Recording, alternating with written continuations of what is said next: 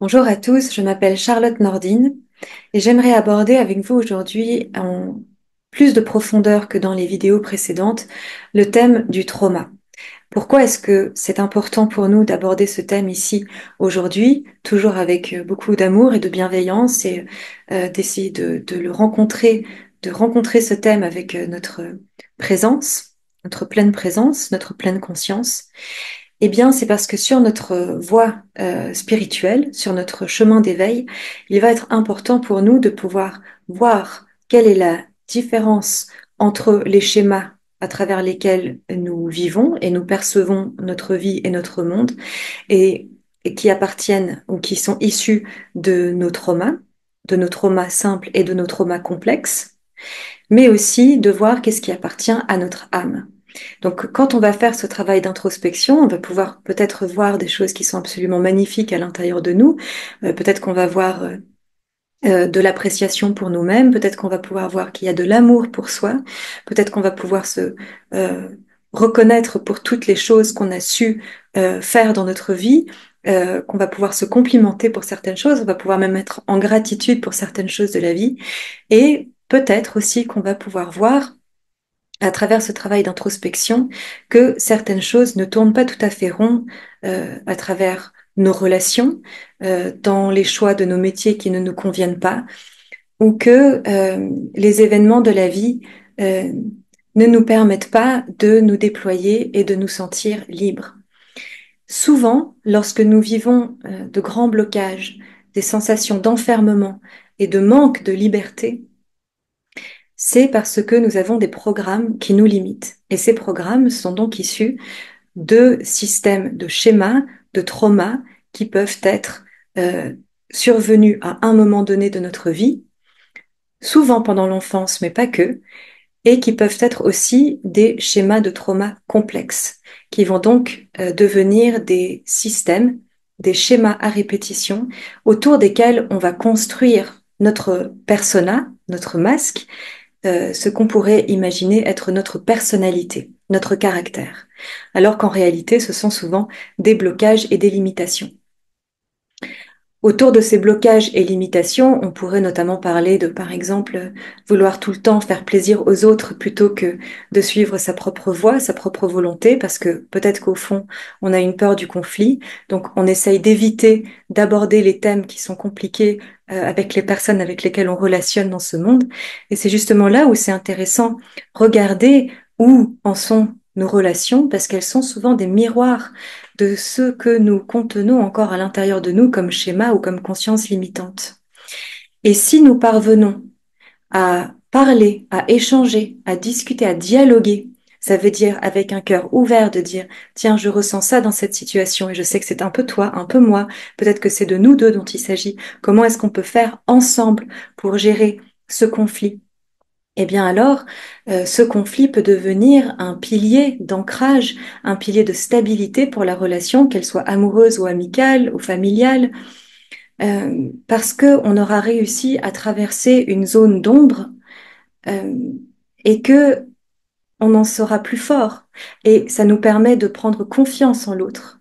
À chaque fois qu'on arrive à outrepasser une difficulté, qu'on arrive à, à, à se comprendre un peu mieux, à aller dans cette part de vulnérabilité, à oser s'ouvrir, à dire de soi, à écouter l'autre, à écouter ce que l'autre a à dire, et puis peut-être aussi se remettre en question, et puis de faire sa part de son travail, en fait, d'aller voir qu'est-ce qui est à moi, qu'est-ce qui est à toi, eh bien, ça nous permet de se renforcer, de renforcer sa propre identité et de devenir plus clair, plus libre avec ce qui est juste pour nous, mais aussi de renforcer la relation. Parce que si on reste dans l'évitement de conflits, par exemple, eh bien, on peut paraître comme étant une personne qui est tout le temps en train de se suradapter, qui n'a pas son propre avis, qui dit un jour une chose, mais qui le lendemain change d'avis parce que finalement, elle n'a pas vraiment osé prendre sa place et dire de qui elle était. Elle peut sembler même être un peu menteuse à certains moments ou en tout cas quelqu'un en qui on ne ferait pas complètement confiance. Donc si on veut paraître comme et même être une personne de confiance, eh ben on va devoir prendre notre place, ouvrir notre voie, ouvrir notre parole, dire de qui on est et surtout, pour pouvoir le faire, apprendre à se connaître. Apprendre à se connaître, c'est justement là tout le thème de ce travail d'introspection. En Égypte antique, on va parler de ces aspects à l'intérieur de nous qui se rencontrent à travers les divinités, les néthers, Horus et Sobek. Horus, vous le savez peut-être, est ce néther qui représente l'âme, qui est le fils de Isis et de Osiris. Alors que Sobek est un des aspects de Seth, qui pourrait être reconnu comme Satan, l'adversaire, ou en tout cas la phase, la part obscure de l'humain, ou de toute la création en réalité. On va dire la part obscure de Dieu, de la source. C'est la part qui révèle tout ce qui est en dissonance à l'intérieur de nous pour pouvoir être révélé à un nouveau jour. Et, et pour pouvoir être illuminé et aller vers l'âme. La part Sobek de Seth est un crocodile, est un reptile. Alors intéressant ici de faire le lien avec le cerveau reptilien, et je parle bien ici du cerveau reptilien, et pour toutes les personnes qui sont branchées dans les réseaux galactiques, je ne parle pas des méchants êtres reptiliens, mais bien de notre cerveau reptilien qui fait partie de notre structure interne et qui nous permet d'avoir des fonctionnements absolument sains qui nous font fonctionner dans notre vie, qui nous mettent en alerte à des moments où il est sain d'être en alerte, mais qui va aussi pouvoir être stimulé à des moments où on va être dans des formes de gestion de conflit qui vont peut-être provoquer des symptômes de fuite ou d'attaque, alors que ces réactions ne devraient pas avoir lieu. Alors ici, on va pouvoir, à travers ce travail d'introspection, aller rencontrer ce Sobek à l'intérieur de nous, aller voir qu'est-ce que ce cerveau reptilien nous raconte, qu'est-ce qui est logé ici dans notre mental subconscient. Et quand je parle de ça, évidemment aussi par rapport aux commentaires que j'ai eus sur un petit short sur le fait de rencontrer notre trauma, lorsque nous allons à la rencontre de ce qui se loge dans notre subconscient, nous devons y aller avec beaucoup de discernement et ne jamais forcer. Et ce n'est pas possible pour nous de forcer quelque chose qui n'est pas encore mûr à être vu et à être reconnu. Si le trauma est trop fort, trop grand pour pouvoir être rencontré, ça peut créer des états quasi psychotiques pour la personne qui va juste être dans une forme de blackout et ça va être trop compliqué pour elle de gérer cet énorme tas de stress que va provoquer la rencontre de ce trauma. En revanche, si nous sommes dans des schémas dysfonctionnels et que nous-mêmes, on en est inconscient, mais que nos relations nous montrent par effet miroir que tiens, il y a quelque chose là qui me met en malheur, où je ne me sens pas bien, où je ne me sens pas libre, où je suis en train de cumuler des relations toxiques, ou à cumuler des échecs, à cumuler du sabotage, à cumuler des relations qui ne me conviennent en vérité pas, et bien là peut-être qu'il y a quelque chose qu'on peut aller rencontrer à l'intérieur de soi. Et progressivement, on va enlever ces couches d'oignons et pouvoir euh, unifier Sobek à Horus, unifier cette part animale de nous, cette part reptilienne de nous, avec la part âme de nous. Et si l'un prend le dessus sur l'autre, eh bien, il y a un collapse, on pourrait dire, de notre système, parce que nous avons été créés en tant que cela. Nous avons été créés avec ces deux parties. Elles sont constitutives de nous et les deux ont besoin d'être honorées. Mais s'il y a un désalignement, par exemple dans la part humaine, dans la part animale de qui nous sommes, eh bien, elle a besoin d'être réajustée. On a besoin de pouvoir recréer une structure de sécurité à l'intérieur de nous, retravailler ces notions de d'amour de soi, de respect de soi, d'aller avec sécurité dans nos zones, dans nos zones de vulnérabilité, qu'on pourrait aussi appeler nos zones d'ombre, de tout ce qu'on a voulu cacher, de tout ce qui a fait partie de nos masques, de nos suradaptations, de nos manières de peut-être essayer de faire essayer d'adapter nos comportements pour pouvoir fonctionner dans un monde qui ne nous correspond pas. Et ces deux aspects, l'âme et le corps, l'âme et l'animal, vont pouvoir vivre cette vie terrestre, l'expérimenter pleinement lorsqu'ils font alliage, lorsqu'ils font union. Euh, et il va être extrêmement important pour nous de ne pas dévier, mais d'être dans un équilibre parfait ici. Et ça aussi, ça fait partie des enseignements du féminin sacré. Lorsque nous avons été à la Sainte-Baume, c'était le 4, 5, 6 octobre, je me souviendrai toujours de ça parce que c'était le 5 octobre, mon anniversaire, eh bien, Marie-Madeleine nous a guidés à travers ces systèmes, nous a guidés à travers la roue de médecine à la rencontre de nous-mêmes, à la rencontre de nous dans ce qui était encore contenu dans notre enfance, par exemple, ou qui aurait pu être réactivé à l'âge adulte pour que nous puissions transiter dans nos différents âges à la rencontre de nos émotions pour pouvoir arriver à un âge adulte où nous devenons un être responsable et une âme qui vient s'exprimer progressivement ici sur Terre. Donc on a travaillé ça en lien avec la Terre et c'était important de le travailler de manière incarnée, accompagnée et soutenue par cette montagne sacrée et par cette grande maîtresse qu'est Marie-Madeleine, cette grande incarnation de la Mère divine, merveilleuse, guide vraiment et enseignante. Yeshua et Marie-Madeleine étaient des enseignants absolument divins. Et nous avons travaillé donc avec la polarité du Sud, le Sud qui va représenter l'enfance. Alors, lorsque nous allons rencontrer cette enfance, euh, il y a différents aspects, nous a dit Marie-Madeleine, avec lesquels nous allons pouvoir aller travailler. Si notre enfance a été dysfonctionnelle, c'est-à-dire que nous sommes incarnés, nous, là, l'âme que nous sommes, l'âme pure est tellement grande et issue de la source originelle, est venue s'incarner dans une famille, par exemple, dysfonctionnelle et qu'elle a choisi une incarnation peut-être compliquée, il peut se passer à différents moments des traumas qui vont créer ensuite des traumas complexes, des schémas à répétition. Donc on est allé aborder la terreur préverbale qui va faire que l'enfant ne va pas rester dans son corps. On va inclure ici, par exemple, des parents qui vont être violents ou des parents qui vont euh, agir sur nous de manière non souveraine et non respectueuse de notre personne avant que nous ayons l'âge de parler. Mais même avant ou après avoir l'âge de parler, lorsque nous sommes enfants, jusqu'à l'âge de 7 ans, vraiment, notre programme cérébral est prêt à tout absorber comme une forme de normalité. On est comme un disque dur d'ordinateur jusqu'à l'âge de 7 ans qui vient être programmé, notre neurologie vient être programmée à cet âge-là.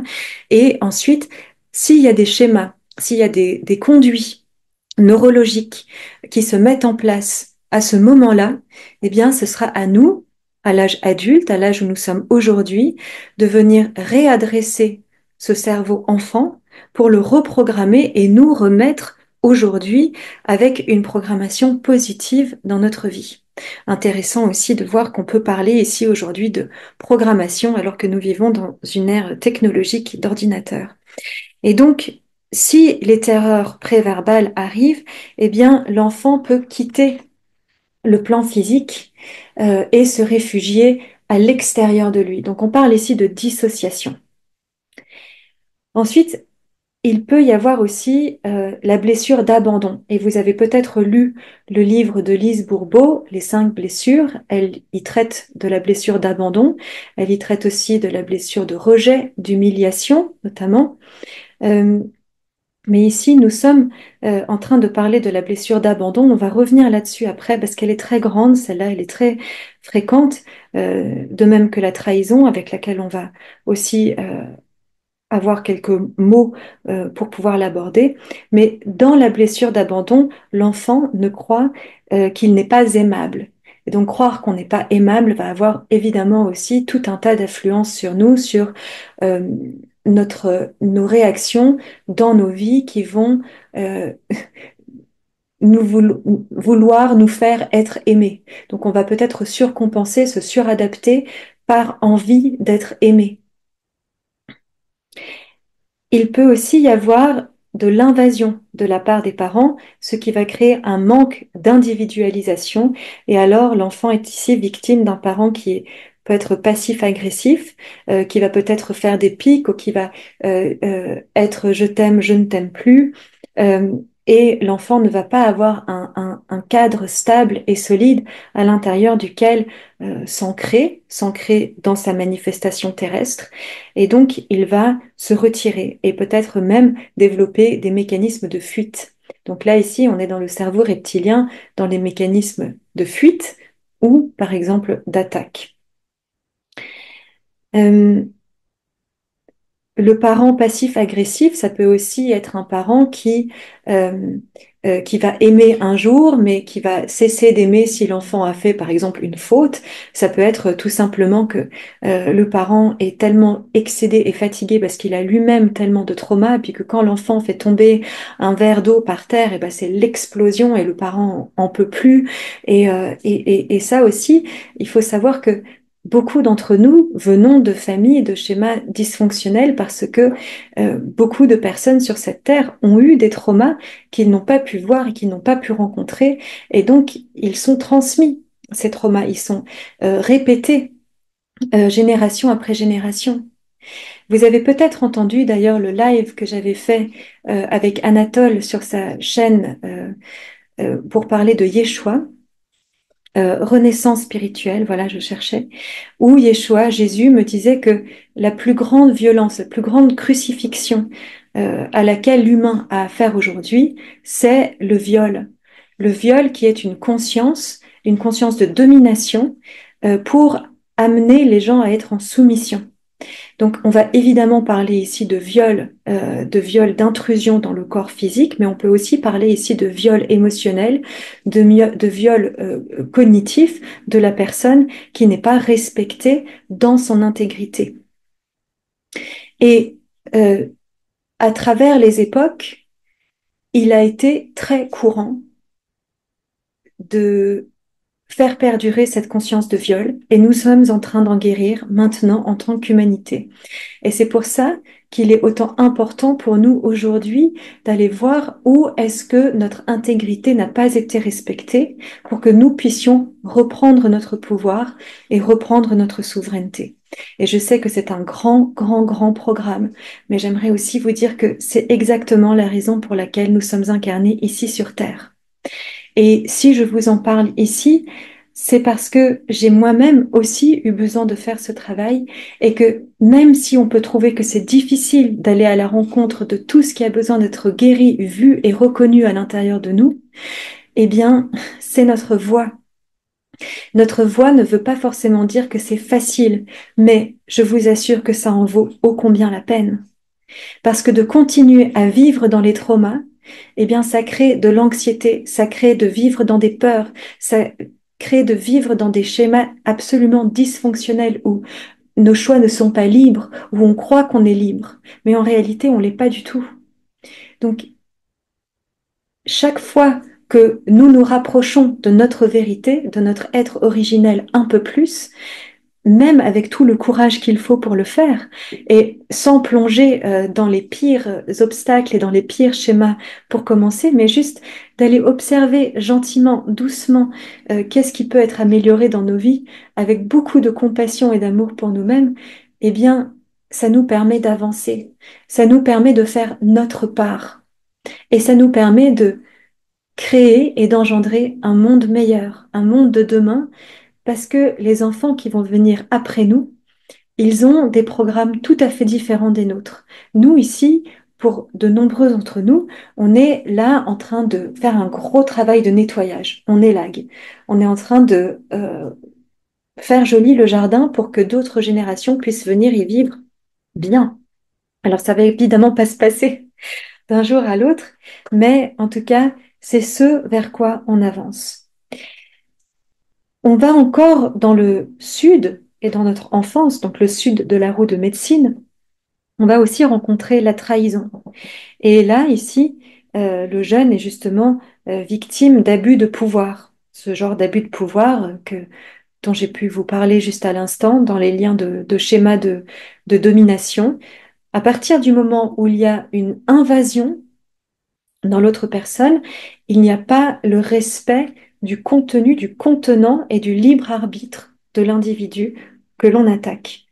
Et parfois, les personnes qui sont dans ce genre de schéma en sont parfaitement inconscientes. On parle beaucoup de pervers narcissiques qui, eux, calculent complètement leur coût quand ils sont en train de nuire à quelqu'un d'autre, parce qu'en fait, ça leur permet de se nourrir de leur énergie.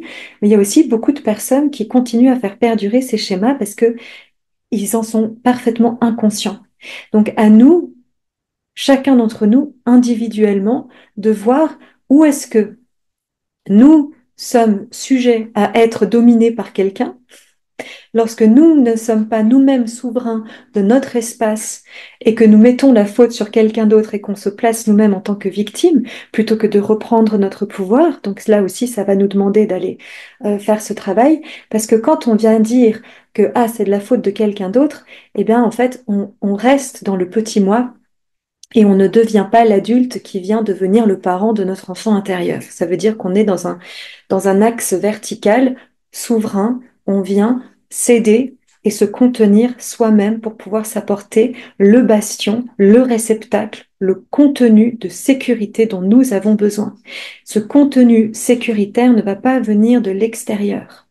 Il ne peut venir que de l'intérieur. Et une fois qu'il sera construit et consolidé de l'intérieur, alors les relations bénéfiques peuvent arriver. Alors les relations qui vont miroiter quelque chose de positif pour nous vont pouvoir s'ancrer. Et donc dans ces abus de trahison, on va rencontrer donc des enfants qui vont avoir des parents qui vont peut-être être menteurs ou qui vont être dans des liens de séduction aussi d'avoir envie de séduire son enfant, mais en fait, là, le parent est encore en train de jouer un masque, et c'est un masque mensonger puisque on n'est pas dans la vérité de qui nous sommes. Quelqu'un qui peut être vrai, vulnérable, dire ce qu'il a sur le cœur, sans accabler l'autre de tout ça. De dire je prends ma responsabilité de ce que je porte à l'intérieur de moi et ce n'est pas de ta faute. En revanche, quand tu fais comme si, eh bien, ça ne me convient pas. Par exemple, je vous laisse vous-même. Je suis sûre qu'il y a tellement de vidéos sur YouTube ou de bouquins à lire au sujet de comment être un bon parent qui n'est pas dans dans la manipulation et dans le mensonge. Ensuite, il y a dans l'enfance aussi le trauma de l'isolement où l'enfant va se séparer de lui-même euh, parce que il va rencontrer de tellement grandes difficultés dans sa famille, par exemple avec ses parents, dans sa fratrie, qu'il va préférer s'extraire du groupe, alors que un de nos besoins fondamentaux est justement d'être dans un lien de communion et de communication. Mais lorsqu'on va s'isoler, en fait, on se ferme. On se ferme et alors, à l'âge adulte, après, on va peut-être continuer à maintenir une énorme protection extérieure qui va être très rigide. Donc voilà, et on va peut-être aussi se donner soi excessivement, se juger soi-même, et ça aussi c'est quelque chose qui, lorsqu'on a subi des traumas ou des schémas toxiques ou néfastes pour nous, consciemment ou inconsciemment de la part de l'abuseur, on va dire, dans notre enfance, on va peut-être vivre avec beaucoup de culpabilité parce qu'on va se sentir comme pas digne, pas à la hauteur d'eux. On va peut-être se juger soi-même, ce qui va nous amener aussi à juger les autres.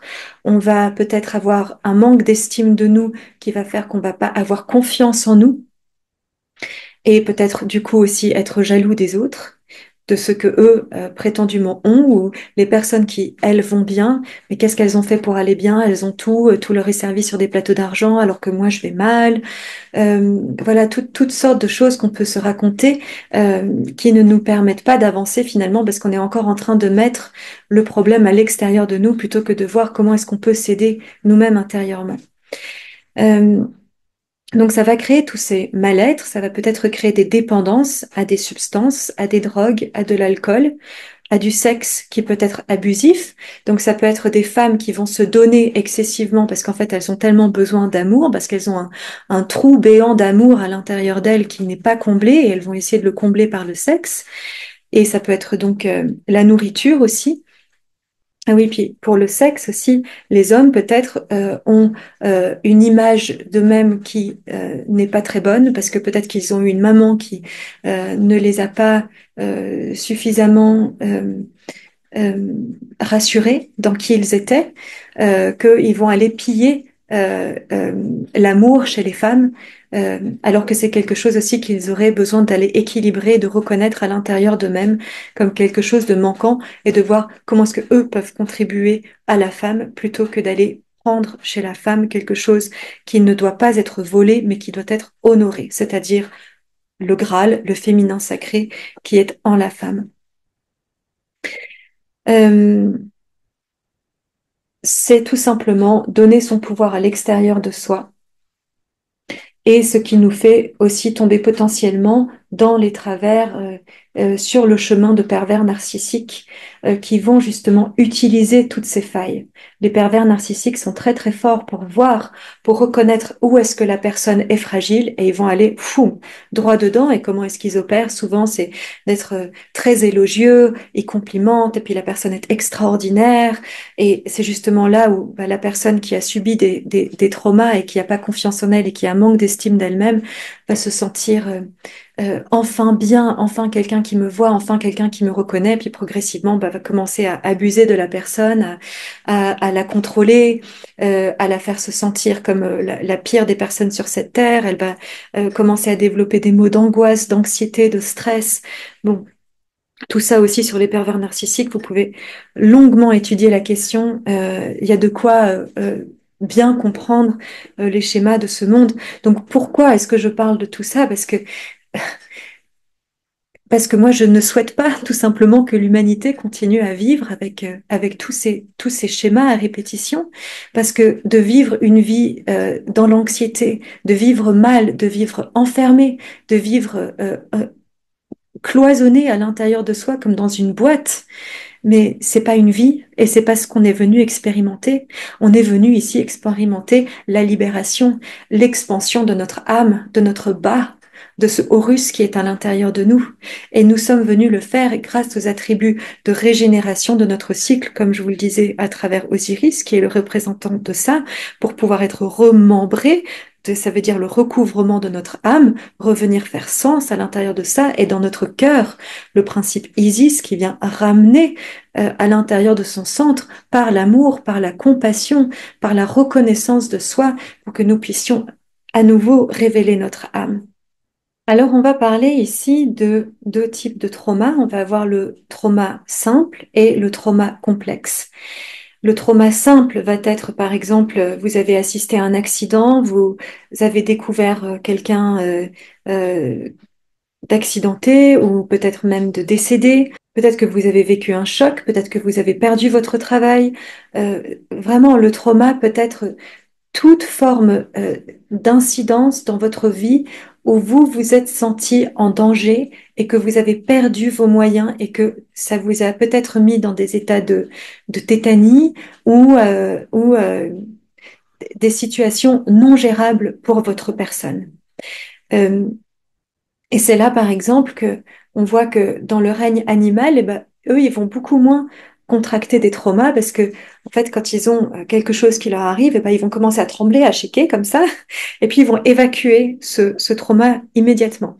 Alors que nous, les humains, on va, Ouh, euh, j'ai failli mourir là, et puis après, on va commencer à le processer, puis ça va commencer à devenir toute une histoire à l'intérieur de nous, et, euh, et c'est là où, en fait, nous, on a des cerveaux qui sont beaucoup plus complexes. Ensuite, bah, le trauma complexe, là, on va être dans des systèmes à répétition qui se sont enchaînés, répétés et qui se répercutent ensuite continuellement dans notre vie, donc, comme on a pu le voir avant. Ce qui se passe avec le trauma, c'est que on va peut-être avoir des flashbacks. On va revivre les mémoires traumatiques. On va, par exemple, en rêver. On va avoir des flashs comme ça va revenir, des souvenirs qui nous hantent. On va développer des processus d'évitement. On va devenir hyper vigilant. Ça veut dire que tout d'un coup, on peut avoir peur qu'une situation se reproduise parce que tout d'un coup, on entend le son d'un klaxon, par exemple, ou on a vu quelqu'un qui ressemblait à une personne qui nous a agressés. Enfin, ça peut être plein de raisons comme ça. Par exemple, moi, euh, j'ai mes guides qui me disent que je dois vous le raconter et c'est très compliqué pour moi de vous en parler, mais j'entends qu'il est temps que je le fasse. Par exemple, pour moi, qui est une fille qui est polyhandicapée et autiste, j'ai vécu avec elle beaucoup de traumas. Et ça a été aussi très très lourd et très compliqué pour mon système nerveux. Et donc, j'avais pendant toute une période où je luttais fort avec la dépression et le burn-out en relation avec elle, parce que c'était tout simplement beaucoup trop lourd d'être mère célibataire pour un enfant qui a de tels besoins et et qui est très exigeante en réalité, aussi adorable qu'elle soit. Eh bien, par exemple, avant qu'elle rentre de l'école, je pouvais commencer à sentir que mon cœur commençait à battre plus fort, à avoir peur de son retour de l'école, parce que je savais pas comment ça allait se passer, parce que parfois ça se passait très bien, et parfois, en fait, sans crier gare, ben, ça pouvait partir en crise autistique, et c'était très compliqué. Donc, en fait, j'avais développé progressivement cette espèce d'hypervigilance euh, qui qui me mettait en fait dans le mal même avant que le mal arrive. Euh, Ces traumas vont créer aussi bien souvent des troubles du sommeil, et ça a été mon cas aussi. J'ai eu énormément de troubles du sommeil, euh, ce qui d'ailleurs est très mauvais parce que quand on ne dort plus, le cerveau ne se régénère plus, nos cellules ne se régénèrent plus, et ça peut aussi être la porte ouverte vers le burn-out et la dépression. Et donc, dans le trauma complexe, on va aussi avoir des problèmes relationnels qui vont se mettre en place. Donc, à voir comment est-ce que nos relations se portent, en quoi est-ce qu'on peut mettre ça en lien avec nos traumas du passé et qui viennent se répercuter parce qu'on est toujours encore dedans, et peut-être aussi dans cette hypervigilance. Donc, dans le trauma complexe aussi, on va peut-être se sentir comme si on avait moins de valeur, ou comme si on n'en avait tout simplement pas. Ça peut être une espèce d'annihilation de notre personne où on se sent comme si en fait on n'existait pas tellement qu'on était nul. Euh, et ça, je peux aussi y référer. Donc moi, je viens aussi d'une famille qui a été, on va dire, compliquée pour moi à naviguer à travers mon enfance. Et j'ai dû aussi parfaire mon parcours en comprenant, en élaguant et en vivant des traumas très très tôt. Et donc, en fait, on va vivre notre vie comme si on était en échec tout le temps. On va avoir des difficultés peut-être à réguler nos émotions. Et là, par exemple, pour moi aussi, qui suis née très sensible, cette sensibilité qui me fait évidemment percevoir des choses peut-être extrasensorielles, qui m'a aussi beaucoup aidée dans ma vie d'artiste que j'avais, qui est, est probablement toujours existante, mais juste un peu en stand-by parce que j'arrive plus à tout faire. Tout simplement, être maman d'un enfant comme le mien et puis de réaliser tout ce que j'ai besoin de réaliser en ce moment en partage pour le monde. Peut-être que ma créativité reviendra à un autre moment quand j'aurai de nouveau les ressources pour l'être. Mais en tout cas, tout ce spectre émotionnel euh, euh, hyper sensitif bah, et peut-être débordant. Donc en fait, on peut aussi avoir du mal à gérer ses émotions. Et plus on va avoir de trauma, plus on va avoir, c'est une zone dans le cerveau qui s'appelle l'amygdale, qui est le centre de gestion de nos émotions, qui va aussi pouvoir être surstimulé euh, et et on va pouvoir aussi parler un petit peu de la neurologie du trauma après. Je vous en parlerai tout à l'heure, mais qui va être modifiée. Donc, plus on va avoir de trauma, plus on va devenir sensible et émotif potentiellement. Et donc, si on l'est déjà de base, euh, eh bien, vous pouvez imaginer que vous allez peut-être être aussi plus sujet au trauma. Donc, vous voyez, c'est dans les deux sens. La personne qui est très émotive va plus fort ressentir les choses et donc vivre plus de trauma. Et donc, elle va aussi avoir plus de mal à gérer ses émotions parce qu'elle est traumatisée. Euh, donc, au niveau de nos relations, on va peut-être vivre l'évitement, la suradaptation, la peur du conflit, ou au contraire exagérer nos conflits parce que être exagérément conflictuel parce que on a peur du lien d'attachement avec quelqu'un, on a peur de rentrer en relation, donc en fait on sabote tout de suite, on crée des conflits, on crée des schémas qui sont tout simplement pas chouette. Et puis comme ça, bah, au moins, tout lien de rapprochement est évité. Et donc, c'est aussi de faire passer les besoins des autres. Vous avez peut-être lu aussi ce livre, Ces femmes qui aiment trop, qui a été écrit par une psychologue américaine en 97, je crois, qui en parlait déjà de comment est-ce que les femmes qui ont justement ces schémas et ces traumas peuvent rentrer dans des relations où elles vont tout donner et complètement s'oublier elles-mêmes. Euh, mais en fait, de trop vouloir donner d'amour et de focaliser tout son amour sur une seule et même personne peut être signe d'un dysfonctionnement où on va mettre en fait tout notre contrôle et tout notre besoin de d'affection sur la personne, l'élu de notre cœur, pour pouvoir être rassuré quant à ce lien d'amour qui n'a pas été ressenti dans l'enfance, par exemple. Et c'est là qu'on a tout intérêt à aller reconnecter à cet amour, l'amour de la source notamment, qui pour moi a été hyper importante dans mon dans mon processus de réparation. Comment est-ce que, je vais vous parler de comment est-ce que la spiritualité pour moi a été un bastion de reconstruction et de récupération de toutes mes parts d'âme qui ont été dispersées pour, euh, pour vivre souveraine et pour pouvoir vivre libre et pour pouvoir reconstruire ma neurologie, tout simplement, qui a été très affectée et qui a continué à l'être, donc évidemment, par les traumas ensuite à l'âge adulte, en lien avec ma fille qui est née il y a 12 ans, bientôt 13. Euh, ce manque d'amour peut aussi nous inciter à tout faire pour plaire, donc avoir très peur de déplaire, et peut-être que tous nos choix vont être euh, issus de l'envie d'être aimé, l'envie d'être apprécié ou d'avoir de la valeur aux yeux des autres, alors qu'en fait, on devrait faire nos choix parce que ça nous correspond et que ça nous met en joie, et pas pour plaire à qui que ce soit d'autre. De bien réfléchir, est-ce que là, ce soir, je prépare ce repas pour tout le monde parce que ça me fait plaisir, ou est-ce que je le fais pour être aimé et qu'en fait, au fond de moi, j'espère qu'ils vont pouvoir voir que quand même, je me suis pliée en quatre pour pouvoir le faire, pour pouvoir être reconnu là-dedans. Non, ça doit être des actes généreux. Donc, d'essayer de voir, mais depuis où est-ce que j'agis? Depuis où sont issus quelle est l'émotion, le sentiment fondamental qui me fait agir comme j'agis? Et bien souvent ici, dans ces processus de guérison de trauma, on va beaucoup plus rester collé à l'émotion. Parce qu'on a tous des histoires qu'on se raconte. Ah, mais c'est parce que il m'est arrivé ci ou il m'arrivait ça. Mais finalement, ce que je ressens, bah, c'est l'abandon, la trahison, l'humiliation, le rejet, etc. Et, ou l'isolement, la solitude. Et pourquoi est-ce qu'on va ressentir ça?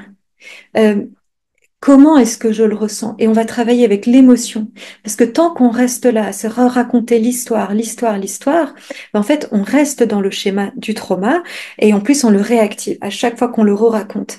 Par contre, si on va rencontrer l'émotion, on va pouvoir la travailler aussi à travers les différentes méthodes dont je vais vous parler tout à l'heure, qui est faire parler l'intelligence du corps. On va pouvoir faire communiquer Horus et Sobek, justement. On va pouvoir faire se rencontrer notre subconscient avec notre âme tellement intelligente.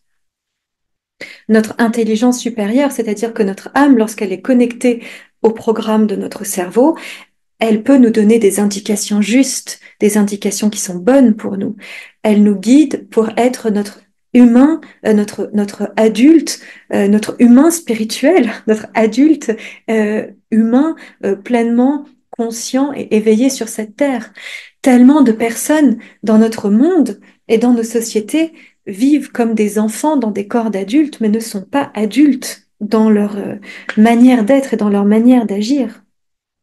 Et ce qui est important aussi ici de voir, c'est que nous ne pouvons pas être aimés et avoir des relations saines et qui vont dans les deux sens, dans un lien de réciprocité, si nous n'éprouvons pas de l'amour pour nous-mêmes et que nous n'avons pas été rencontrés toutes les parts de nous qui ont peut-être été vulnérables et que nous leur avons offert cet amour, que nous avons été le parent de cet enfant intérieur, parce que sinon on va avoir que des miroirs de l'enfant intérieur qui va être blessé.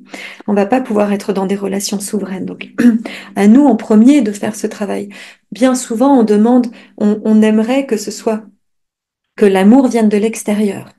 que ce soit nos relations qui nous remplissent d'amour, alors que c'est nous qui devons nous remplir d'amour, mais évidemment pas tout seul, grâce à notre âme qui est éternelle et qui est en communion avec la source en tout temps.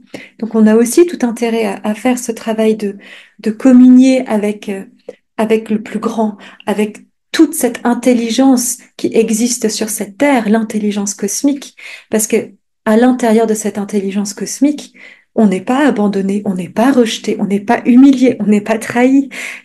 Cette connaissance de nous-mêmes qui est universelle, qui est intemporelle, elle est souveraine. Elle a encore les codes de notre perfection originelle. Et donc, on va essayer de refaire un copier-coller de notre perfection originelle dans l'être humain que nous sommes. Peut-être qu'on y arrivera dans cette vie. Et même si on n'arrive pas à un copier-coller de la perfection que nous sommes au niveau de l'âme en tant qu'être incarné, c'est pas grave. On peut en tout cas essayer d'y tendre, d'aller toujours vers plus de subtilité, vers plus de compréhension, vers plus de joie, vers plus de paix, vers plus de compréhension, de plus d'intelligence. Une intelligence, je ne parle pas d'avoir un QI élevé, mais je parle de cette forme d'intelligence cosmique, cette intelligence subtile, de perception généreuse et consciente du monde dans lequel nous vivons. Voilà, et alors on sort de nos liens de codépendance. Euh, et puis j'ai abordé un petit peu aussi la notion de culpabilité qu'on peut vivre quand on est encore dans ces schémas de trauma, parce qu'on a peut-être l'impression qu'on n'y arrive pas, qu'on est nul. Euh, et aussi, quand on a une conscience de victime, elle est souvent accompagnée de culpabilité. Lorsqu'on n'a pas encore repris son pouvoir, lorsqu'on n'a pas encore été le parent de notre enfant blessé, eh bien, c'est notre bourreau qui a encore le pouvoir sur nous, sur notre enfant intérieur. Et ça, pour moi, par exemple, moi j'ai envie que personne n'ait le pouvoir sur moi. J'ai envie d'être libre. Là, c'est ma Pallas Athéna qui vient parler. C'est non, ça je veux pas quoi. Genre, je sors mon épée de l'archange Michael. Enfin, hors de question que quelqu'un ait le pouvoir sur moi. C'est pas possible. Et et la culpabilité, bien souvent, on le voit aussi chez les victimes d'abus sexuels, qu'en fait, ben, t'aurais dû savoir, t'aurais dû avoir le discernement de pas avoir été abusé, ou tu devrais avoir le discernement de pas avoir, de pas être sorti ce soir-là parce que c'est comme ça que t'as été agressé. Enfin, c'est un petit peu l'histoire de et qu'est-ce que tu portais comme habit le soir où ça s'est passé. Enfin, il est hors de question en fait de devenir coupable. Enfin, quand je dis il est hors de question, c'est que de la part de source, de la part de Dieu, il est hors de question qu'une personne qui ait subi tout ça, en plus, soit doublement punie en vivant dans une culpabilité sans fin, sans nom, et qui l'empêche de vivre dans la joie, et qui crée encore une fois un stress incommensurable et des angoisses et des insomnies. Et en tant que mère d'un enfant autiste, je me suis beaucoup intéressée aussi à la question. Et il y a aussi beaucoup d'autisme dans ma famille. Euh, et c'est quelque chose qui a l'air d'être assez généralisé dans notre société. On parle énormément d'autisme en ce moment. Et il y a beaucoup de flou qui reste autour de ce thème. Mais en tout cas, ce qu'on sait, c'est qu'il y a beaucoup d'adaptations de la part des personnes qui sont ordinaires neuronormées, on va dire, par rapport aux personnes qui ont une neurologie qui va être différente. Et ce qu'on a pu voir neurologiquement parlant, c'est qu'il y a beaucoup de points de similarité entre les personnes autistes et les personnes qui ont subi des traumas. Et c'est pour ça qu'on dit aussi, par exemple, que l'autisme peut apparaître plus tard dans la vie et que ça pourrait aussi être issu de traumas qu'on aurait vécu à l'âge adulte. Alors, j'ai listé ici quelques points de ressemblance, ou pas de ressemblance, mais de points communs entre l'autisme et la neurologie.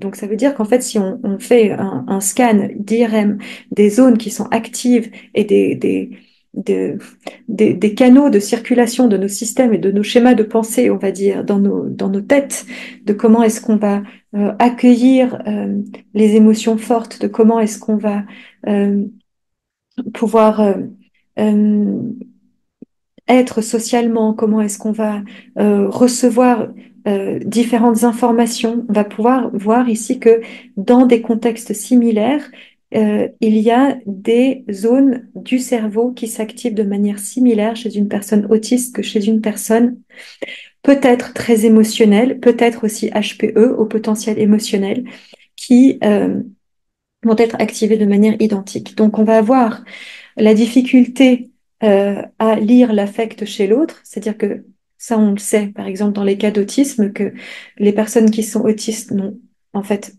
elles sont pas moins empathiques, elles ont une autre, elles ont de l'empathie, mais elles vont peut-être pas l'exprimer de la même manière qu'une personne neurotypique. Et pour une personne qui est traumatisée ou qui vit par exemple avec des fortes dépressions, ça va être très compliqué pour elle de pas être centrée sur soi parce qu'en fait on est tellement en mode dans le cerveau reptilien connecté à ce qu'on est en train de vivre intérieurement et à nos traumas que ça va être difficile de se connecter à l'extérieur. Donc on va avoir du mal à lire l'affect de l'autre parce qu'on est trop auto-centré à ce moment-là. Et c'est sans jugement que je le dis, ça fait partie du processus aussi du trauma. On va développer dans les deux cas des stratagèmes pour masquer nos différences. Donc, on va avoir aussi beaucoup d'autistes à l'âge adulte qui vont se suradapter. Et d'ailleurs, c'est aussi beaucoup souvent à cause de cette suradaptation qu'il y a des moments de décompensation qui peuvent être extrêmement colériques, même violentes, très, très agressives. Moi, j'ai eu affaire à des, à des, à des, à des agressions extrêmement fortes et douloureuses de la part de personnes autistes en mode de décompensation. Et surtout moi avec mon spectre émotionnel et qui capte vraiment tout, qui a été assez affecté par ça. Mais je pense absolument tout le monde peut être affecté par ces crises de colère et d'agressivité qui vont être compliquées. On va avoir dans les deux cas une faible tolérance au stress et à la frustration, c'est-à-dire que quand quelque chose ne va pas, euh, euh, bien, ça peut prendre des proportions qui sont beaucoup plus grandes, et puis aussi, bah, le cerveau peut commencer à cogiter et puis à s'imaginer des scénarios catastrophes assez rapidement. Aussi, chez les personnes qui sont HP, qui vont avoir des cerveaux en arborescence, bah, ça va aller très loin, très vite, et on va commencer à perdre pied dans cette suractivation cognitive, et on va vraiment avoir besoin de se réancrer. On va avoir besoin de contrôle. Parce que le contrôle, si on peut contrôler notre monde, contrôler les situations, ben on va éviter d'être exposé aux choses qui vont être compliquées. On va avoir besoin d'isolement, d'avoir des moments besoin de s'isoler pour se calmer. D'ailleurs, j'ai rencontré un homme adulte autiste qui expliquait que quand il était dans un environnement où il y avait énormément de sollicitations sociales et que ça pouvait être très compliqué pour lui et douloureux et exigeant, eh bien, il fallait, c'était comme un mode de survie. Il faut que je parte d'ici tout de suite. Et là, il faut que je m'en aille pour me remettre dans un conteneur ou dans un contenant où je me sens sûre et de nouveau en sécurité. Parce que pour mon système nerveux, là, en fait, c'est trop. C'est en train d'imploser et je suis en train de vivre bah, dans le cerveau reptilien le mode fuite ou attaque. Donc, on peut avoir des états de dissociation quand le stress ou le, l'événement qu'on est en train de vivre est trop fort. On peut avoir des comportements obsessionnels ou répétitifs et évidemment aussi des difficultés à communiquer. Et ça, c'est intéressant aussi parce que quand on est traumatisé de quelque chose, on peut avoir comme des blackouts. Et ça, on le voit aussi. Je suivais un colloque récemment encore à l'université de Lausanne pour accompagner les femmes qui ont été victimes, ou même les hommes, hein, victimes d'abus sexuels, comment elles vont avoir du mal à exprimer ce qui s'est passé pour elles, parce qu'en fait, le trauma fait que, à la limite, les mots ne sortent pas, mais parce on leur a pris leur pouvoir, on leur a pris leur verbe, on leur a pris leur parole, et c'est une annihilation de leur force vitale, de leur source vitale qui est en jeu. Euh, et on leur demande de venir poser des mots. euh, euh, En tout cas, quelque chose qui sortait énormément de ce colloque, c'était qu'on demandait à la femme d'avoir énormément de discernement, alors que pour l'homme, ben, je parle de d'hommes qui violent ou de, mais parce que c'est comme ça que c'est la plupart du temps. Mais je sais aussi qu'il y a des femmes qui violent et je connais aussi des hommes qui ont été abusés sexuellement dans l'enfance. Donc ça existe évidemment. Euh, mais on demande à ce moment-là que ce soit les femmes qui soient allées directement chez le médecin légal pour prendre les preuves de traces physiques de sperme ou de salive sur leur corps, alors que les hommes, ils ont pu juste dire un peu, bah, oh, mais je savais pas trop, ah, mais il m'avait semblé que, alors qu'en fait, il y a aussi justement ce phénomène de freeze, de blackout, de tétanie totale, en fait, chez la femme, où en fait, elle arrive plus à dire stop, où elle est, où ça bloque. Et puis après, il y a aussi toutes ces injonctions culturelles et sociales où finalement peut-être de pas avoir su dire non, de pas avoir su dire stop tout de suite, parce qu'on a peut-être été dans un manque d'amour dans sa vie, ou peut-être qu'on a été dans des formes de suradaptation justement, et qu'on n'a pas mettre notre stop parce qu'il y a des traumas. Et ben en fait, il y a des personnes qui viennent s'infiltrer là-dedans et débarquer avec leurs gros souliers de manière parfaitement injustifiée et se servir de cette vulnérabilité chez la femme qui n'a pas su faire autrement, parce qu'en fait, on est aussi ici dans des schémas sociétaux à répétition.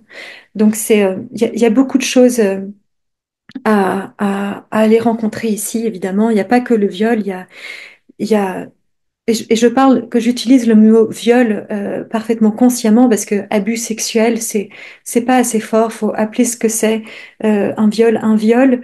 Euh, Le sexe, la sexualité, c'est quelque chose de sacré. Sexe, c'est la rencontre de deux polarités, masculin-féminin, et ça se passe dans l'amour, dans la rencontre compassionnelle et élogieuse l'un de l'autre. C'est quelque chose de beau et de pur et de vrai. Et c'est là qu'on a envie de rencontrer le sexe. Le sexe, c'est quelque chose qui nous a été donné de la source. Donc de parler de mélanger le mot abus avec quelque chose de si beau, de si merveilleux que le sexe, déjà pour moi, il y a un problème. Donc on va parler de viol, parce que c'est une violation, tout simplement. Alors, de mon expérience, comment est-ce qu'on fait pour travailler avec ces traumas? Donc, je serai évidemment pas habilitée à vous parler de choses que je n'ai pas vécues. Certaines choses, je les ai pas vécues, et comme par hasard, dans mon travail de thérapeute, je ne reçois pas de personnes non plus qui vivent ça, mais je reçois beaucoup plus de personnes qui ont des choses dans leur vie auxquelles je peux me référer. Donc ça doit être aussi des codes. J'imagine aussi que les personnes qui écoutent cette chaîne, on doit avoir des liens de famille d'âme peut-être, ou des liens de compréhension les uns des autres, qui font qu'il y a des liens qui se tissent. Euh, mais certains je sais parce que je le reçois en message, et puis que oui, je sais que je vais rencontrer encore d'autres traumas qui vont être très très durs à naviguer dans ma vie, euh, qui sont en lien avec ma fille, euh, dont j'ai pas envie de parler ici maintenant, j'en parlerai un jour, mais parce qu'apparemment il faut que je commence à en parler, mais enfin il faut. Ça fait partie de mon programme d'âme ici sur Terre. Mais en tout cas, je peux vous dire ce que je fais et ce que je vois que d'autres personnes font lorsqu'elles parlent des experts en traumatologie et de différentes pratiques pour soutenir nos guérisons, nos processus de guérison. Et peut-être que parmi ces choses que je vais lister et énumérer, vous en trouverez d'autres qui vous conviendront à merveille. Et alors, il ne faudra pas hésiter. Tout ce qui vous met en joie et tout ce qui vous rend heureux en réalité, tout ce qui vous permet de reprogrammer votre cerveau va être utile. Et donc, on va en premier lieu aller travailler avec l'introspection, voir comment est-ce que nos relations sont nos miroirs, parce qu'elles sont des clés. Et ça, c'est un super outil pour nous. On va aborder nos émotions liées à nos traumas plutôt que de nous re-raconter l'histoire. Donc c'est ce que je vous disais avant, on va travailler avec l'émotion, avec toute la partie affective. L'histoire, c'est une chose, mais en fait, euh, le trauma peut être aussi très lié à notre karma. Ça peut être des choses qui sont issues de notre lignée, ça peut être des choses qui sont issues de nos vies passées. C'est pas forcément que dans l'enfance, même si en fait, ce qui est inscrit dans notre enfance est souvent issu de vies passées. Donc, on va quand même aller travailler avec. Si on veut déloger ce karma, ce trauma, on va dire cette leçon de vie, eh bien, on va aller travailler avec l'émotion parce que l'histoire, elle nous donne pas beaucoup d'informations en fait. Elle nous permet pas de déloger, elle nous permet pas de reprogrammer. On va reprogrammer, on va utiliser l'émotion comme un outil. Donc, on va méditer. Et pourquoi est-ce que c'est important de méditer? Parce que et selon le type de méditation, donc moi je pratique le Kriya Yoga dans ma méditation, qui est une technique de respiration. Et si vous voulez aller plus loin dans les enseignements de Kriya Yoga, je vous conseille d'aller directement à la source, qui est le Self-Realization Fellowship, qui a été fondé par Yogananda, qui est le père du yoga en Occident, parce que je sais qu'il y a d'autres personnes qui enseignent le Kriya Yoga, mais en réalité, je pense qu'il n'y a que lui qui le fait bien. Yogananda, qui est là, juste derrière moi, cette magnifique image. Il a écrit un livre merveilleux qui s'appelle Autobiographie d'un yogi, qui est une magnifique porte d'entrée dans la compréhension de ce qu'est le Kriya Yoga. Je vous recommande ce livre chaleureusement. Et donc là, ça nous permet de rentrer en communication avec la source, en communication directe avec la source. Et ça nous permet de Ça, on l'a vu aussi pendant le stage de guérison essénéenne, donc les techniques de guérison que pratiquaient Yeshua et Marie-Madeleine et tous les Essénéens. En fait, ils travaillaient directement avec le Shem, avec l'Esprit Saint, avec la source, avec la vibration de la source. Donc, en fait, la vibration de la source contient les codes, euh, la construction génétique, ADN, tous les programmes parfaits pour remettre droit tout ce qui a besoin d'être remis droit, que ce soit dans notre psyché, dans nos corps émotionnels et dans nos corps physiques et dans nos corps de l'âme.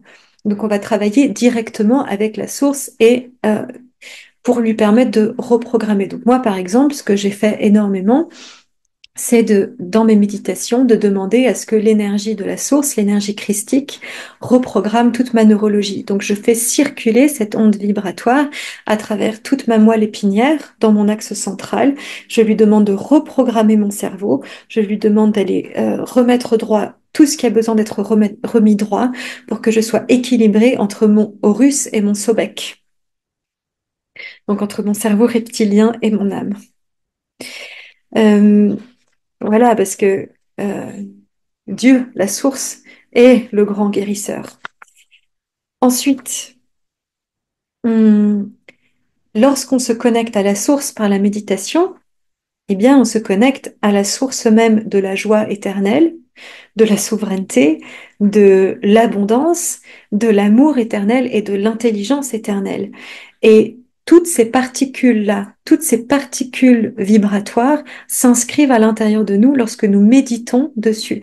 Donc c'est comme si on plaçait dans notre tête, ici dans notre troisième œil, qui est le centre christique, à l'avant du cerveau, qui est aussi le cortex préfrontal, qui est notre centre de détermination, de volonté.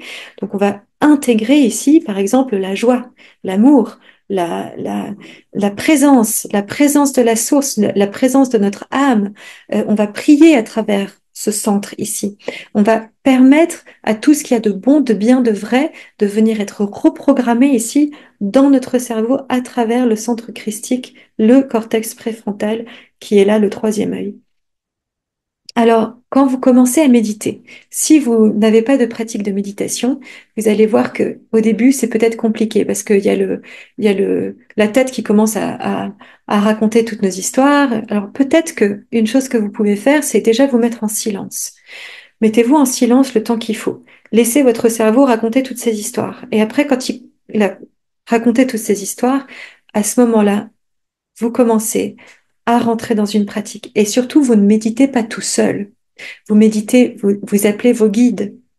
Vous appelez par exemple les archanges, vous appelez, vous invoquez, vous ancrez votre présence, vous invoquez l'amour et l'énergie de la terre-mère et tout son soutien et toute la sécurité qu'elle vous apporte. Vous invoquez la source, vous invoquez Jésus, vous invoquez Jésus, Marie-Madeleine, Isis, Horus, enfin qui vous voulez, tout ce qui a de la signification pour vous. Invoquez votre, avant tout, votre âme supérieure, votre soi source. Ça, c'est super important. Mais surtout, méditez avec la source, méditez avec Dieu, parce que c'est votre programme originel. C'est ce copier-coller-là qu'on veut réintégrer dans toute notre ADN et dans toute notre intelligence cellulaire. Et si vous n'arrivez pas à connecter, priez et demandez que la connexion se fasse progressivement. Dites à la source, je veux me relier avec toi, je veux devenir un avec toi, tu es en moi, je suis en toi, nous sommes un, nous sommes unis, nous sommes alliés, je t'aime, tu m'aimes, ton amour vibre à l'intérieur de moi, ta conscience, ton intelligence est en moi, je suis issu de toi, tu es en moi. Enfin, qu'on puisse le sentir et le vibrer intérieurement pleinement. Ça commence d'abord dans la méditation et ensuite on peut commencer à l'apporter dans notre vécu, dans notre vie et même dans les espaces les plus ombragés et les plus difficiles dans notre vie. Donc, on a parlé d'exercices d'ancrage. Alors là, je vous recommande d'aller en chercher. Peut-être que vous avez envie de faire du yoga du son, peut-être du yoga tout court, peut-être que vous avez envie de faire, et encore, il n'y a pas toutes les pratiques de yoga qui ancrent, mais trouvez-en une qui ancre. Peut-être que ce sera d'autres pratiques de tai chi, euh, ou peut-être la Zumba. Enfin, faites ce qui vous plaît en réalité, mais qui vous ancre dans la terre. Euh, et ça peut aussi être des pratiques de méditation qui vous permettent de redescendre. Moi, je trouve par exemple que la danse africaine, c'est din, din, din. Enfin, on rentre avec les pieds dans la terre et puis on connecte avec la Pachamama. Enfin, c'est beau. Et on est présent, en présence avec elle. Et puis avec notre corps physique, avec la lumière de notre corps physique, avec notre sang, avec notre chair, avec nos os, avec les os OS et aussi avec les liquides de notre corps. Donc on va se connecter avec la nature aussi, prendre un arbre et se connecter aux racines de l'arbre pour pour comme si nos propres racines se fondaient avec les racines de l'arbre. Prenez-en un beau, prenez un chêne, prenez un arbre qui est sain, qui va bien, et laissez-le vous apporter ces connaissances de ce que ça veut dire que l'ancrage et l'intercommunication entre espèces, parce que les arbres en savent vraiment quelque chose dans leur grande intelligence. Euh, Peut-être que vous êtes créatif ou que vous aimeriez développer un peu plus votre créativité. Et ici, j'aimerais dire aussi en tant qu'artiste que euh, souvent on associe la créativité à l'art. Mais en réalité, il y a des gens qui sont des businessmen dans tout type ou businesswomen, hein, qui vont créer des entreprises, qui vont créer des projets, qui vont créer des associations, qui vont commencer à faire de l'apiculture, mais c'est créatif. En fait, tout ce que vous créez, tout ce que vous créez avec votre cœur, avec votre joie, avec votre envie, partout où vous mettez de votre création, votre créativité, votre engouement, eh bien, vous êtes créatif. Donc, il n'y a pas que en faisant de la peinture ou de la céramique que vous êtes créatif. Euh, Vous pouvez peut-être aussi chanter, danser, mais si c'est ce qui vous parle. Mais si vous n'êtes pas ce type-là de créatif, eh bien, trouvez le type de créatif que vous êtes. Moi, quand j'enseignais la céramique, je me souviens qu'il y avait parfois des personnes qui n'étaient pas créatives du tout, qui venaient à mes cours, et puis en fait, ça les bloquait plus qu'autre chose, mais c'était juste parce que, je sais pas, ils avaient des psys qui leur avaient dit, allez essayer de faire quelque chose de créatif, là, inscrivez-vous à un cours de poterie. Mais c'était pas leur truc. Bon, trouvez le vôtre. Ensuite, s'entourer de relations qui sont nourrissantes, sécurisantes. Alors là, encore une fois, évidemment, euh, oui, si vous sentez qu'il y a des personnes autour de vous qui ont une mauvaise influence sur vous, ou qui ne vous nourrissent pas, ou qui euh, ne vous permettent pas euh, de vous sentir compris, entendu, etc., ou qui essayent d'avoir une mainmise sur vous, ou ne vous écoute pas, ne vous respecte pas, ou votre parole n'est pas comprise, entendue, perçue, enfin, tout ça, ça devrait vous mettre la puce à l'oreille et en même temps, dans ce cas-là, essayer de faire en sorte d'aller vers des relations nourrissantes. Et j'ai bien conscience, en disant cela, que c'est comme ce que je vous disais dans ma vidéo précédente autour de cette voie de la rose et du cycle de Osiris, qui est ce cycle de mort, mais qui est aussi Brahma, Vishnu, Shiva. En fait, tout a un temps de vie, tout a un temps pour mourir et tout a un temps pour renaître. Donc, la chose la plus difficile quand on fait ce travail de rencontre de nos traumas et de schémas, parce que ça nous demande de changer des choses qu'on connaît, mais d'aller vers quelque chose qu'on ne connaît pas. Et bien souvent, on reste dans des schémas dysfonctionnels parce qu'on les connaît et puis que ça nous rassure de rester dedans, même si on sait que ça nous fait pas du bien. Et c'est là qu'il y a un saut de foi à faire. Mais si vous n'avez pas construit votre bastion intérieur, votre sécurité intérieure, si vous n'avez pas été le parent de votre propre enfant, eh bien, vous vous lancez dans le vide, mais sans filet. C'est pour ça que c'est important de faire ce travail intérieur avant de commencer à tout changer. Et les changements viennent parce que vous vous êtes parenté, c'est-à-dire guéri et soigné et aimé et accueilli avec amour et compassion. Donc, il y a aussi beaucoup de pratiques somatiques. Donc, je vous parlais du shaking avant, qui en est une.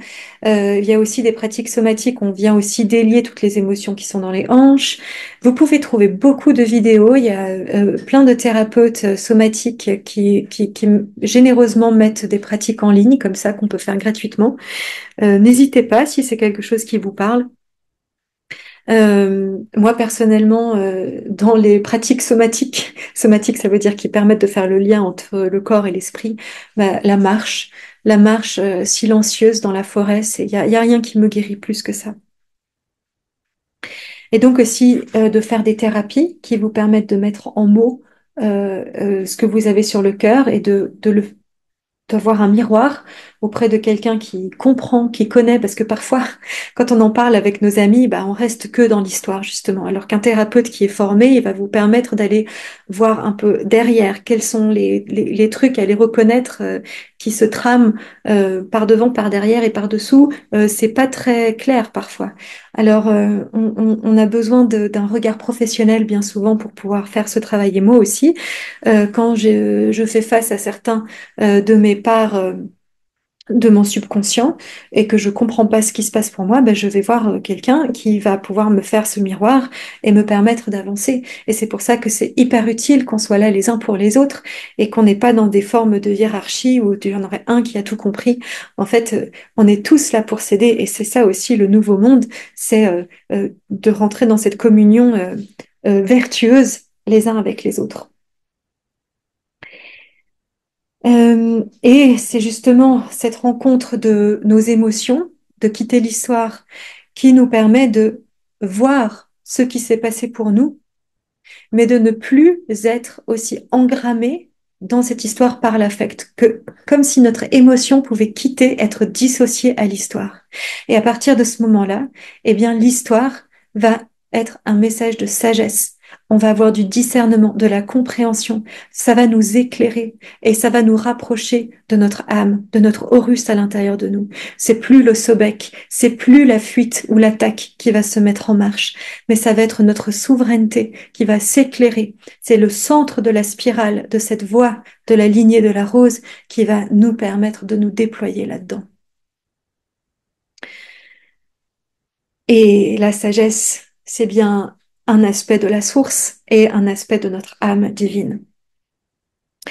Et donc, il faut aussi pleinement le vivre, rencontrer cette émotion. On ne peut pas faire de l'évitement par rapport à ça. On ne peut pas prétendre que il y a des personnes qui disent non, non, mais moi je suis que lumière et je connecte que à la lumière, mais en fait, les trucs ils restent. Et ces personnes, au bout du compte, j'ai jamais vu que ça marche. Elles finissent par avoir des trucs qui collent et puis qui vont pas bien. Donc, si on ne fait pas ce travail d'introspection, on va rester coincé. Mais si on va le vivre, si on va vivre notre deuil, si on va vivre cette émotion, si on va la rencontrer, évidemment à la hauteur de ce qui est possible de faire, et plus c'est une émotion lourde, plus on va avoir besoin d'être accompagné dans un contenant sécurisant, parce que parfois notre propre contenant n'est pas assez sécurisé et sécurisant par rapport à la dimension outrageuse du trauma. eh bien là, on va être entouré par des personnes compétentes, bien, je dis bien compétentes, parce qu'il y a énormément de personnes qui ne le sont pas, malheureusement, mais qui se prétendent l'être. Mais ça, peut-être que c'est aussi des expériences qu'il faut vivre, de donner son pouvoir à l'extérieur de soi à des personnes qui ne sont pas formées, ça peut aussi arriver. Et, euh, et à partir du moment où on va faire cette expérience d'aller le vivre et de pas le fuir, eh bien, ça va nous permettre de le transformer. Mais on peut pas le transformer si on l'a pas vécu pleinement. On peut pas le transformer si on n'a pas été voir, euh, été reconnaître la vérité de ce qui est là pour nous. C'est nos abysses, c'est nos eaux profondes. Elles sont là à l'intérieur de nous. Elles sont pas méchantes, elles sont pas malveillantes. Elles sont là juste pour être reconnues et transformées en eau clarifiée, en eau lumineuse, en eau de l'âme.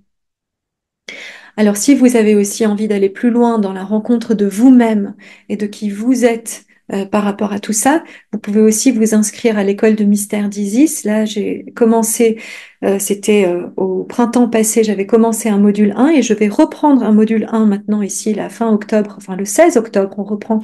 Et ce sera le mercredi 16 entre midi et 2 et tous les enregistrements. Donc, ce sont des lives. Je rencontre le groupe à chaque fois. Pour de vrai. Je suis là, mais par Zoom. Et ensuite, vous pouvez réécouter les replays si vous ne pouvez pas être là vous-même. Mais c'est un enseignement, une transmission qui vient directement depuis Isis et qui nous explique, qui nous permet d'aller dans les profondeurs de nous-mêmes. Et vous voyez, je pense que si elle m'a demandé de faire cette formation, euh, eh bien, c'était parce que elle sait que j'ai pu faire ce travail et donc je vais pouvoir apporter aussi euh, certains aspects de compréhension et que ça va pas juste être des mots dans le vide ou du yaka faucon ou il faudrait faire comme ci, il faudrait faire comme ça. C'est une spiritualité pratique et appliquée qui vous permet de comprendre, de reprendre possession de ce qui est en vous. Donc, on ne fait pas des plongeons traumatiques, mais on vient mettre de la lumière, on vient habiter notre corps, notre esprit, on vient comprendre notre anatomie spirituelle, on vient comprendre les dimensions du monde. Euh, et on avance par paliers. Toutes les personnes qui ont fait le module 1 jusqu'à présent ont été enchantées, ravies, le recommandent autour d'elles. Ça me fait vraiment plaisir. Je suis honorée de ça. Je suis très heureuse de pouvoir continuer à faire ces partages, ces transmissions. J'en suis passionnée et à chaque fois que ça peut aider une personne, je suis la plus heureuse. Moi, en tout cas, ça m'a beaucoup aidée. Et sans les enseignements et sans les transmissions d'Isis et sans les transmissions de tout ce féminin sacré et de euh, tout, tout ce que les initiations isiaques m'ont apporté, j'aurais jamais pu faire tout ce travail et je pourrais jamais être là devant vous aujourd'hui en train d'apporter les mots sur ce que je suis en train de soumettre ici. Alors, si vous avez envie de rejoindre ce voyage qui est plein d'amour, qui est plein de lumière, on a parlé de choses un peu lourdes là, mais c'est aussi un voyage vers soi et c'est un voyage vers son âme et c'est un voyage vers un monde de lumière qui nous attend. Et c'est avant tout pour ça que cette formation existe. Donc voilà, je vais vous mettre le lien dans la description de cette vidéo si vous avez envie de vous inscrire. Si vous écoutez cette vidéo dimanche, euh, alors que la formation a commencé mercredi, bah, il n'y a pas de souci, vous pouvez encore vous inscrire si vous avez loupé un ou deux cours. Ça arrive, pas de souci pour ça. Ah oui, et puis la formation est donc de 333 francs ou euros, et ce qui fait que chaque cours coûte 33 et dure à peu près 1 heure et demie, 2 heures en fonction du cours. Il y a 10 cours dans un module et il y a 3 modules. Et lorsque vous avez fait le module 1, vous pouvez continuer avec le module 2. Et lorsque vous avez fait le module 2, vous êtes éligible à faire le module 3 qui est autour de la sexualité sacrée. Et c'est important d'avoir fait tous les autres modules parce que pour pouvoir arriver à une sexualité sacrée, il faut avoir compris deux, trois choses. Eh bien, sur ce, je vous embrasse très fort et je vous souhaite une très belle journée, quel que soit le jour où vous écoutez ce message et ce partage. À bientôt. Namasté.